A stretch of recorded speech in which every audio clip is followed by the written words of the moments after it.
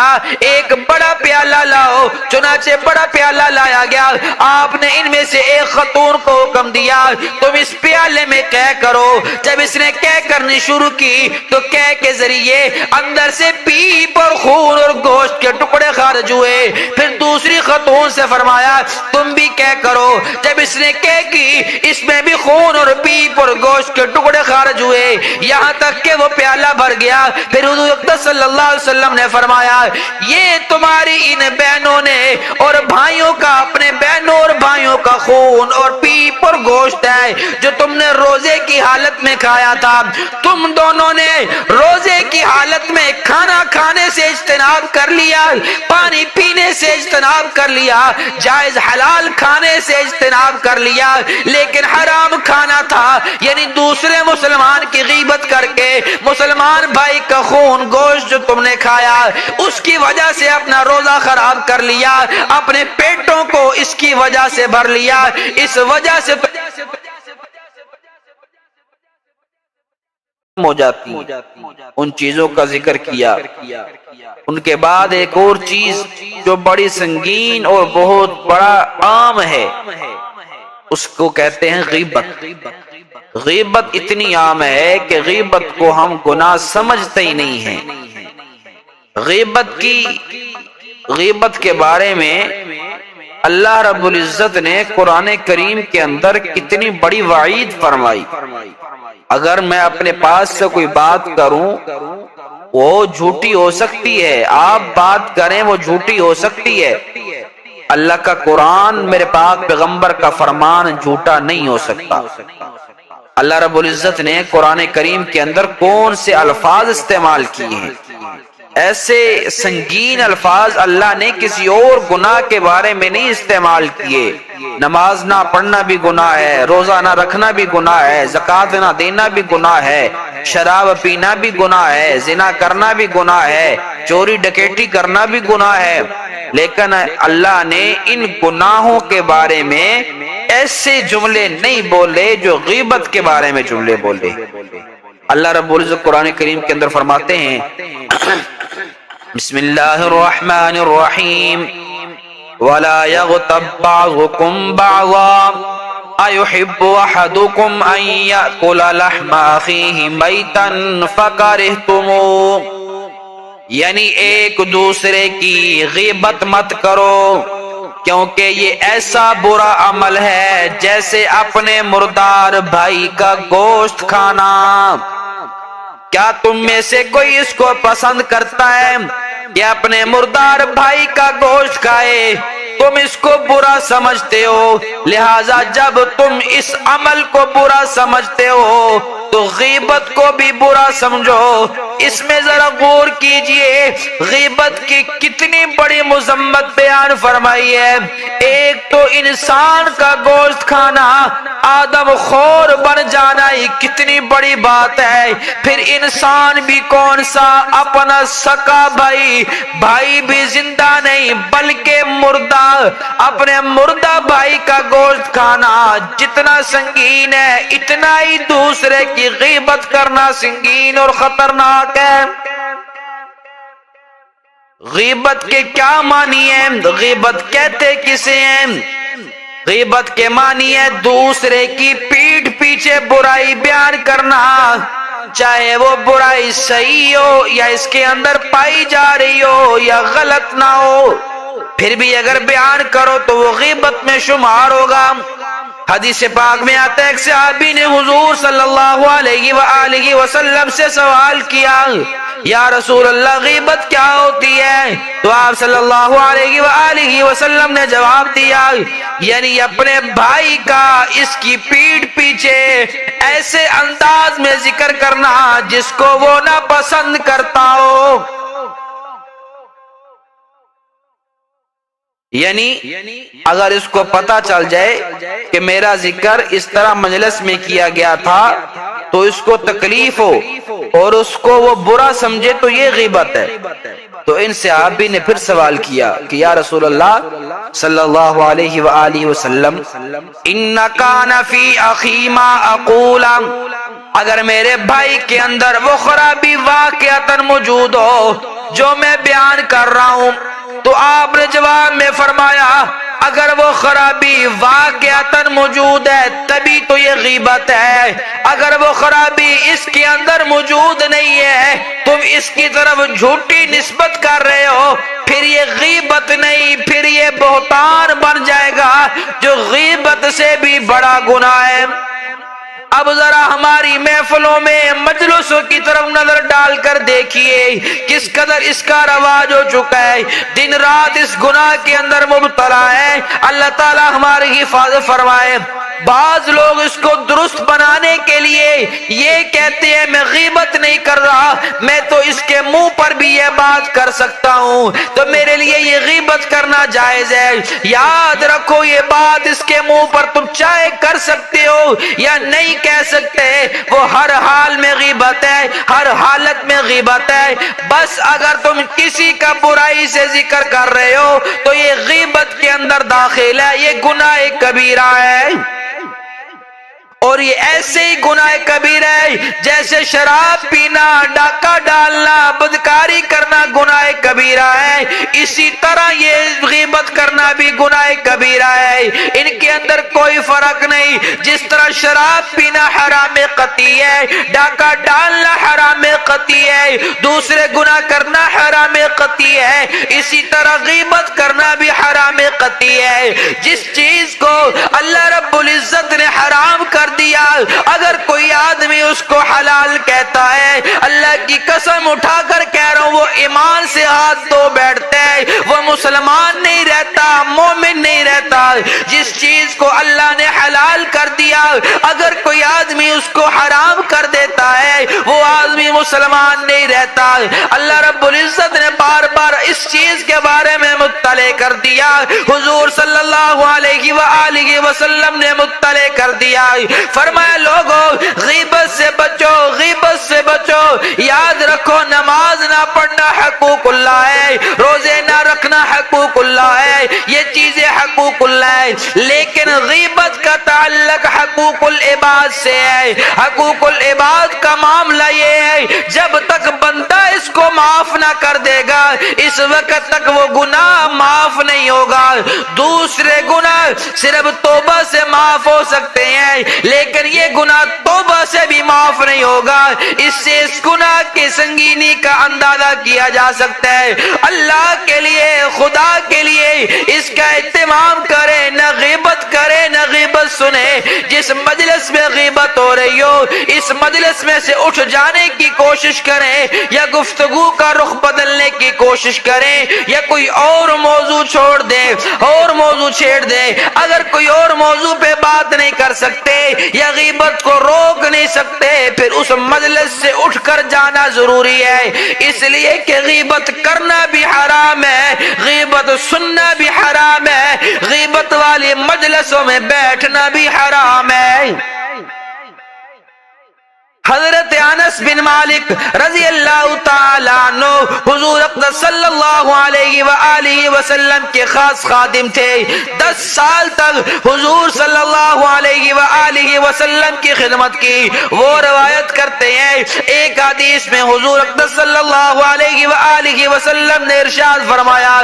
یہ حدیث بڑی تفصیل کے ساتھ ہے، بڑی لمبی حدیث ہے، بس ایک جملہ اس حدیث میں آپ کے سامنے بیان کرتا چلا جاؤں۔ فرمایا حضور صلی اللہ علیہ وآلہ وسلم نے ارشاد فرمایا کہ جس رات معراج میں مجھے اوپر لے جایا گیا، جب میں آسمانوں کی سیر کر رہا تھا وہاں میرا گزر ایسے لوگوں پر ہوا جو اپنے ناخنوں سے اپنے چہرے نوچ رہے تھے۔ میں نے حضرت جبرائیل علیہ السلام سے پوچھا یہ کون لوگ ہیں؟ انہوں نے جواب میں فرمایا یہ وہ لوگ ہیں جو لوگوں کی غیبت کیا کرتے تھے، لوگوں کا گوشت کھاتے تھے، لوگوں کی آبروؤں پر حملے کیا کرتے تھے۔ تو غیبت کرنے کا ملتا بھی کچھ نہیں ہے، فائدہ بھی کچھ نہیں ہے، لیکن صرف غیبت کر کے اپنے آپ کو سمجھتے ہیں میں نے بڑا اچھا کام کیا، دوسرے کو کسی کی برائی بتا دی، اور غیبت سننے والا بھی اور تجسس کو ساتھ پوچھتا ہے اور کچھ اور بھی بتا اس کے بارے میں۔ تو فرمایا ایسے بہت بڑے گناہ ہیں کل قیامت کے دن یہ اللہ رب العزت فرماتے ہیں اپنے ناخنوں سے اپنے چہروں کو نوچیں گے۔ تز اور غیبت کا کتنا بڑا گناہ ہے،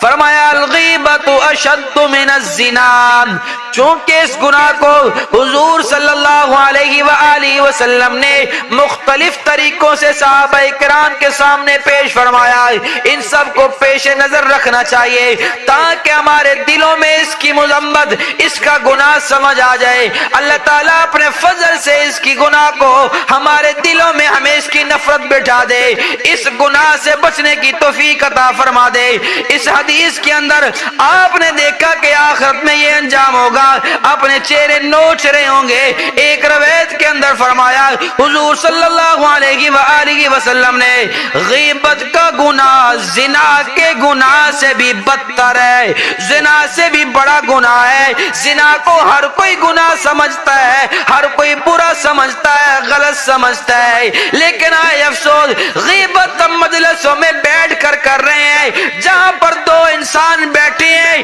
وہ غیبت کر رہے ہوتے ہیں، دوسروں کا غیبت، دوسروں کے بارے میں غلط جملے بول رہے ہوتے ہیں، دوسروں کے بارے میں غلط الفاظ بول رہے ہوتے ہیں۔ اللہ کا نبی تو فرما گیا زنا سے بھی بڑا گناہ غیبت کا گناہ ہے، لیکن ہمارے دلوں کے اندر اس کا گناہ نہیں ہے۔ اس وجہ سے فرمایا کہ زنا کا گناہ اس سے کم ہے کہ خدا نہ کرے اگر کوئی زنا میں مبتلا ہو جائے تو جب کبھی ندامت اور شرمندگی ہوگی توبہ کر لے گا تو انشاءاللہ معاف ہو جائے گا، لیکن غیبت کا گناہ اس وقت تک معاف نہیں ہوگا جب تک وہ شخص معاف نہ کر دے جس کی غیبت اور بے آبرو کی گئی ہے۔ یہ اتنا خطرناک گناہ ہے۔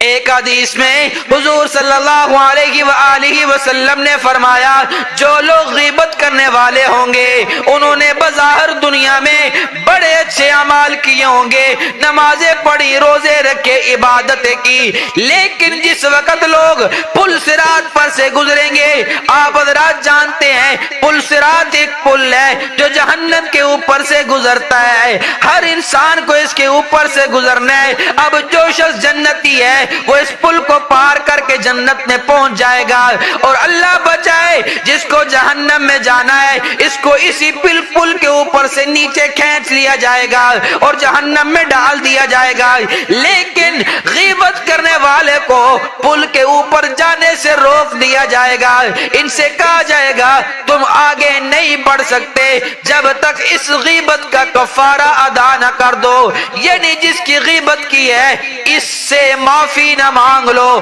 اور وہ تمہیں معاف نہ کر دے، اس وقت تک تو آگے نہیں جا سکتا۔ تو غیبت کرنے والے کو پل صراط پر روک لیا جائے گا جب تک وہ اپنے گناہ کی غیبت کی معافی نہ مانگے گا۔ اس سے اگلی حدیث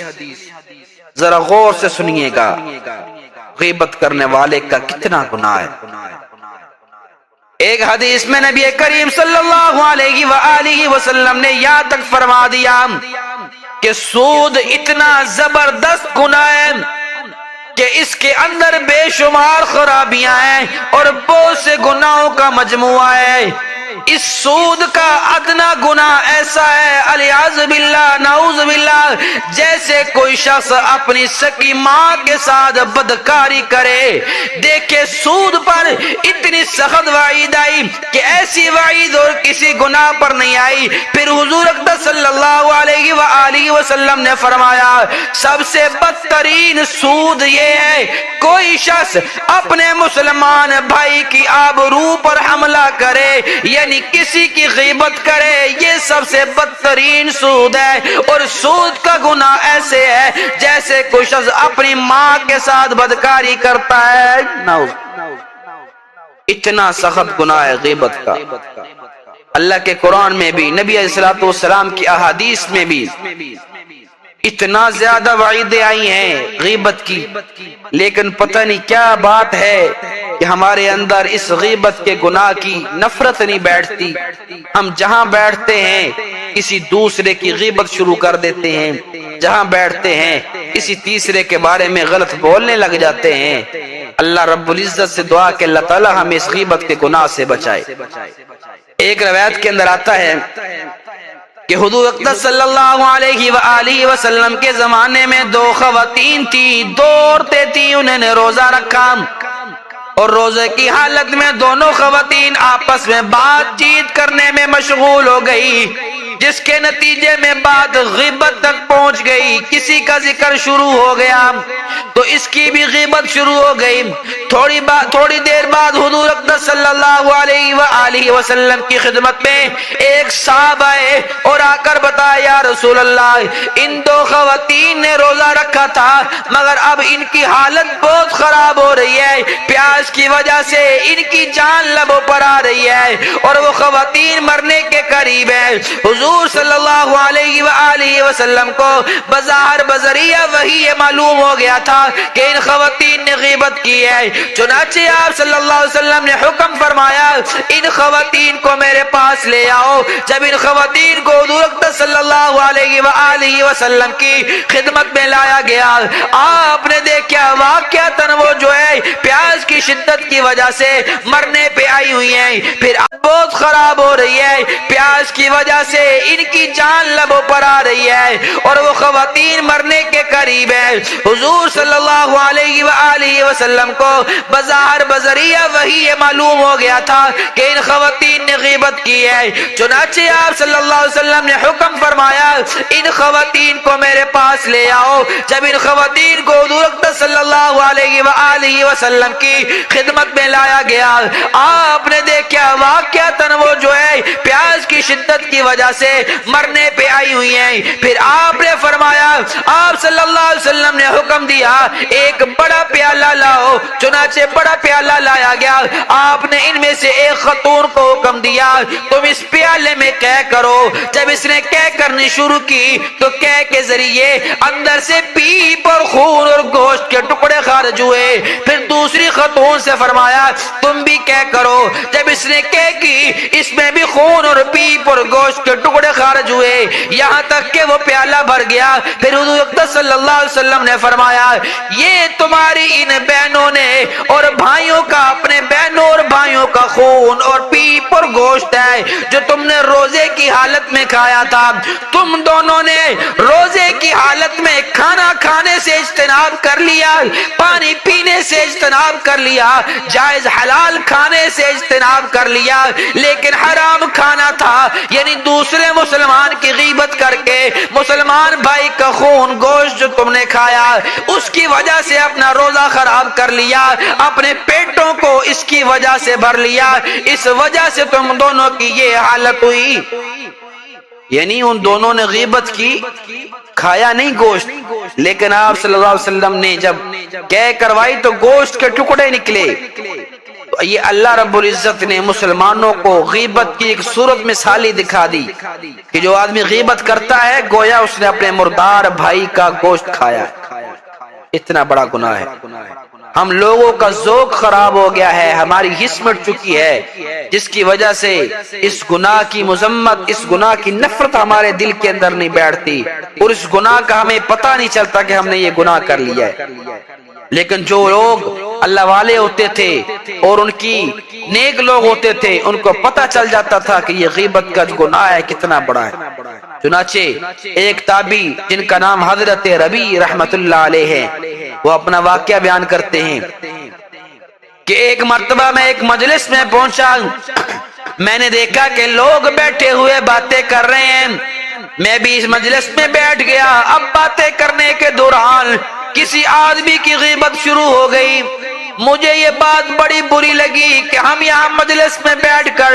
کسی کی غیبت کریں، چنانچہ میں اس مجلس سے اٹھ کر چلا گیا، اس لیے کہ اگر مجلس میں غیبت ہو رہی ہو تو آدمی کو چاہیے اس کو روکے، اگر روکنے کی طاقت نہ ہو تو کم از کم اس گفتگو میں شریک نہ ہو بلکہ اٹھ کر چلا جائے۔ چنانچہ میں چلا گیا، تھوڑی دیر بعد خیال آیا اب اس مجلس میں غیبت کا موضوع ختم ہو گیا ہوگا، اس لیے میں دوبارہ اس مجلس میں جا کر ان کے ساتھ بیٹھ گیا۔ اب تھوڑی دیر ادھر ادھر کی باتیں ہوتی رہی، لیکن تھوڑی دیر کے بعد پھر غیبت شروع ہو گئی، لیکن اب میری ہمت کمزور پڑ گئی، میں اس مجلس سے اٹھ نہ سکا، اور جو لوگ غیبت کر رہے تھے میں پہلے تو ان کو سنتا رہا، پھر میں نے خود بھی غیبت کے ایک دو جملے کس دیے۔ جب مجلس سے اٹھ کر گھر واپس پہنچا، رات کو سویا تو خواب میں ایک انتہائی سیاہ فام آدمی کو دیکھا جو ایک بڑے سے ٹیسٹ میں، ایک بڑے سے ٹرے میں میرے پاس گوشت لے کر آیا۔ جب میں نے غور سے دیکھا وہ معلوم ہوا کہ وہ خنزیر کا گوشت ہے، اور سیاہ فام آدمی مجھ سے کہہ رہے یہ خنزیر کا گوشت کھاؤ۔ میں نے کہا میں مسلمان آدمی ہوں، خنزیر کا گوشت کیسے کھاؤں؟ اس نے کہا نہیں یہ تمہیں کھانا پڑے گا۔ پھر زبردستی اس نے گوشت کے ٹکڑے اٹھا کر میرے منہ میں ٹھونسنے شروع کر دیے۔ اب میں منع کرتا جا رہا ہوں، وہ ٹھونستا جا رہا ہے، یہاں تک کہ مجھے متلی اور کہہ آنے لگی، مگر وہ ٹھونستا جا رہا ہے۔ پھر اسی شدید اذیت کی حالت میں میری آنکھ کھل گئی۔ جب پیدا ہونے کے بعد، جب بیدار ہونے کے بعد میں نے کھانے کے وقت کھانا کھایا، خواب میں وہ خنزیر کے گوشت کا بدبودار اور خراب ذائقہ تھا، وہ ذائقہ مجھے اپنے کھانے میں محسوس ہوا۔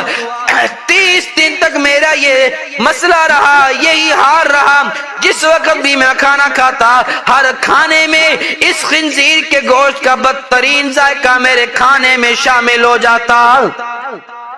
اس واقعے سے اللہ تعالیٰ نے اس پر متنبہ فرمایا کہ ذرا سی بات، تھوڑی سی غیبت کرنے کی وجہ سے بھی اس کا ذائقہ 30 دن تک ان کے کھانے میں آتا رہا۔ تو یہ ایک بڑی چیز ہے جو ہمیں پتہ نہیں چلتا۔ ہمیں اس گناہ کا احساس کیوں نہیں ہوتا؟ اس کی وجہ کیا ہے؟ حضور صلی اللہ علیہ وآلہ وسلم نے فرمایا جب آدمی کوئی گناہ کرتا ہے اس کے دل پر ایک سیاہ دھبا لگ جاتا ہے۔ اب اگر وہ توبہ کر لے تو وہ دھبا ختم ہو جاتا ہے، اگر توبہ نہیں کرتا اور گناہ کرتا ہے وہ دھبا تھوڑا سا بڑا ہو جاتا ہے، پھر گناہ کرتا ہے دھبا اور بڑا ہو جاتا ہے، کرتے کرتے دل سیاہ ہو جاتا ہے۔ فرمایا جب دل سیاہ ہو جائے پھر آدمی گناہ کو گناہ نہیں سمجھتا، پھر اس کو توبہ کی توفیق بھی کم ملتی ہے۔ آج ہمارے دل گناہ کر کر کے، اللہ کی نافرمانی کر کر کے، غیبتیں چغلیاں کر کر کے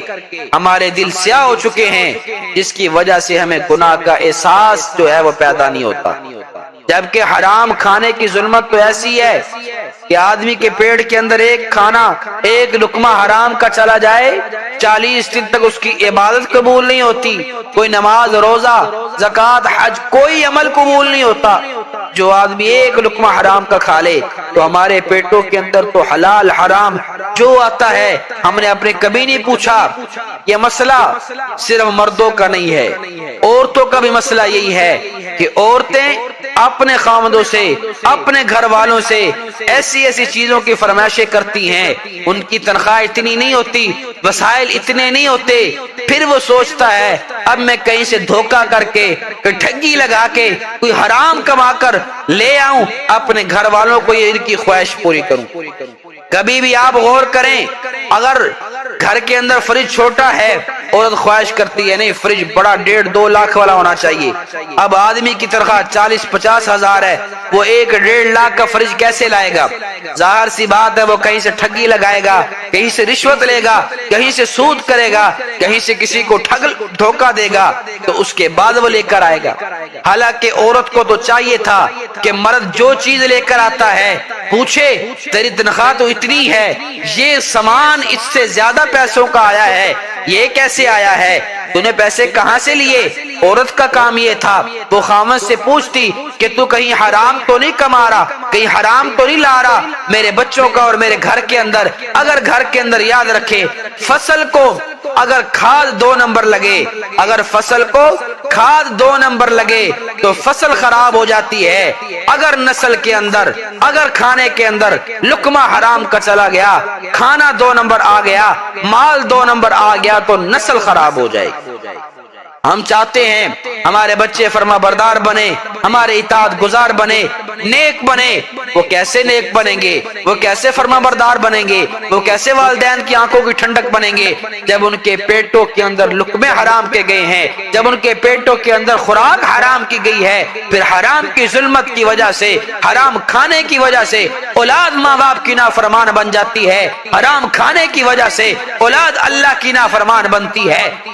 حرام کھانے کی وجہ سے اولاد اپنے ماں باپ کو گھر سے نکالنے والی بن جاتی ہے۔ اس لیے فرمایا کہ جب حرام پیٹ کے اندر جائے گا بڑے معاملات خراب ہوں گے، سکون نہیں آ سکتا، چین نہیں آ سکتا۔ آدمی سکون کے ساتھ زندگی تب گزارے گا جب گھر کے اندر مال حلال کا آئے گا۔ اگر مال حرام کا آتا رہا تو پھر ہماری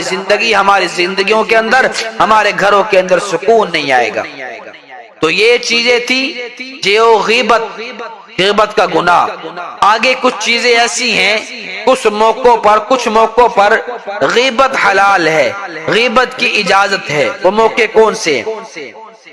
غیبت کی تعریف تو میں نے آپ کو بتا دی کہ کسی کا پیٹھ پیچھے اس طرح ذکر کرنا کہ اگر اس کو معلوم ہو جائے کہ میرا اس طرح ذکر کیا گیا ہے تو اس کو ناگوار ہو گزرے، چاہے وہ بات صحیح کی جا رہی ہے، یہ غیبت۔ لیکن شریعت نے ہر چیز کی رعایت رکھی ہے، انسان کی فطرت کی بھی رعایت رکھی ہے، انسان کی جائز ضروریات کا بھی لحاظ رکھا ہے، لہذا غیبت سے چند چیزوں کو مستثنا کر دیا ہے، اگرچہ کہ بظاہر وہ غیبت ہے لیکن شرعاً جائز ہے۔ وہ کون سی ہیں؟ مثلا ایک شخص ایک ایسا کام کر رہا ہے جس سے دوسرے کو نقصان پہنچنے کا اندیشہ ہے، اب اگر اس دوسرے کو اس کے بارے میں نہ بتایا گیا تو اس کے ہاتھوں سے نقصان کا شکار ہو جائے گا۔ اس وقت اگر آپ دوسرے شخص کو بتا دیں کہ فلاں شخص سے ہوشیار رہنا تو ایسا کرنا جائز ہے۔ یہ بات خود حضور صلی اللہ علیہ وسلم نے سکھا دی، ہر بات بیان کر کے دنیا سے تشریف لے گئے۔ چنانچہ حضرت عائشہ رضی اللہ تعالیٰ عنہ فرماتی ہیں، ایک مرتبہ میں حضور صلی اللہ علیہ وآلہ وسلم کی خدمت میں بیٹھی ہوئی تھی، ایک صاحب ہماری طرف سامنے سے آ رہے تھے، ابھی وہ صاحب رستے میں ہی تھے، حضور صلی اللہ علیہ وآلہ وسلم نے اس شخص کی طرف اشارہ کر کے مجھے بتایا یہ شخص اپنے قبیلے کا بڑا برا آدمی ہے، بڑا فسادی آدمی ہے۔ حضرت عائشہ رضی اللہ تعالیٰ عنہ فرماتی ہیں میں ذرا سنبھل کر بیٹھ گئی کہ یہ بڑا برا آدمی ہے، ذرا ہوشیار رہنا چاہیے۔ جب وہ شخص مجلس میں آ کر بیٹھ گیا، آپ صلی اللہ علیہ وسلم نے اپنی عادت کے مطابق نرم انداز میں گفتگو فرمائی۔ اس کے بعد جب وہ شخص چلا گیا، حضرت عائشہ رضی اللہ تعالیٰ عنہ نے حضور اقدس صلی اللہ علیہ وآلہ وسلم سے پوچھا یا رسول اللہ، آپ نے فرمایا کہ یہ شخص بڑا برا آدمی ہے، لیکن جب وہ آدمی آپ کے پاس آ کر بیٹھ گیا تو اس کے ساتھ آپ نے بڑے نرمی اور میٹھے انداز میں گفتگو کی، اس کی کیا وجہ ہے؟ آپ نے جواب دیا کہ دیکھو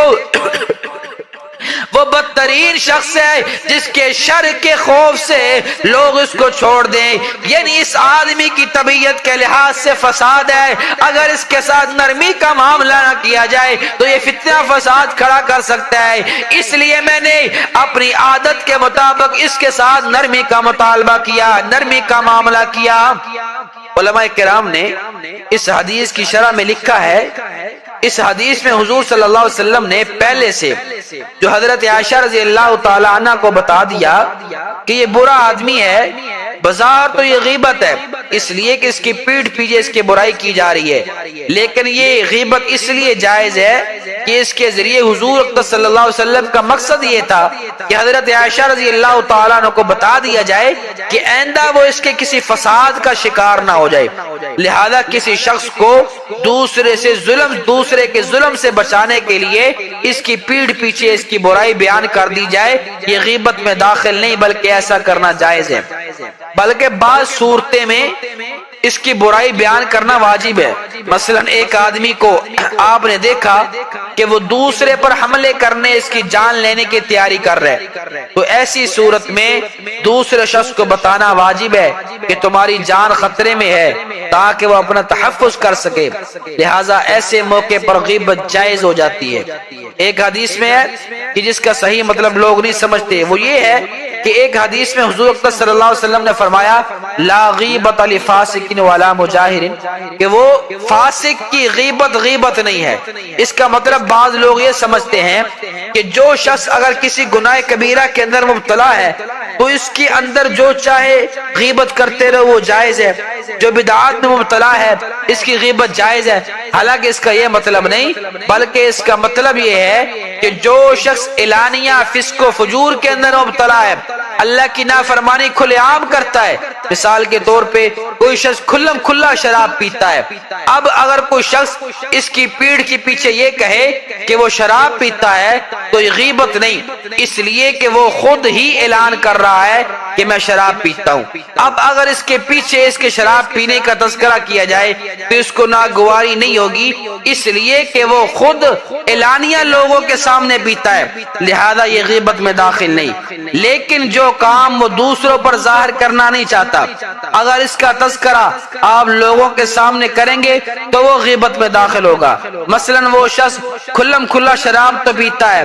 کھلم کھلا سود تو کھاتا ہے، لیکن کوئی گناہ ایسا ہے جو وہ چھپ کر کرتا ہے اور لوگوں کے سامنے اس کو ظاہر کرنا نہیں چاہتا، اور وہ گناہ ایسا ہے کہ اس کا نقصان دوسروں کو نہیں پہنچ سکتا، اب اس کی غیبت کرنا، اس گناہ کا تذکرہ کرنا جائز نہیں۔ لہذا فسق و فجور کا ارتکاب چاہے وہ کھلم کھلا کر رہا ہو، اس کا تذکرہ جو ہے وہ غیبت میں داخل نہیں، ورنہ غیبت میں جو ہے اگر وہ کھلم کھلا کسی گناہ کا ارتکاب نہیں کر رہا تو اس کا وہ ہے لوگوں کے سامنے بیان کرنا یہ جائز نہیں ہے۔ اسی طرح ظالم کا، کوئی آدمی کسی پر ظلم کرتا ہے، وہ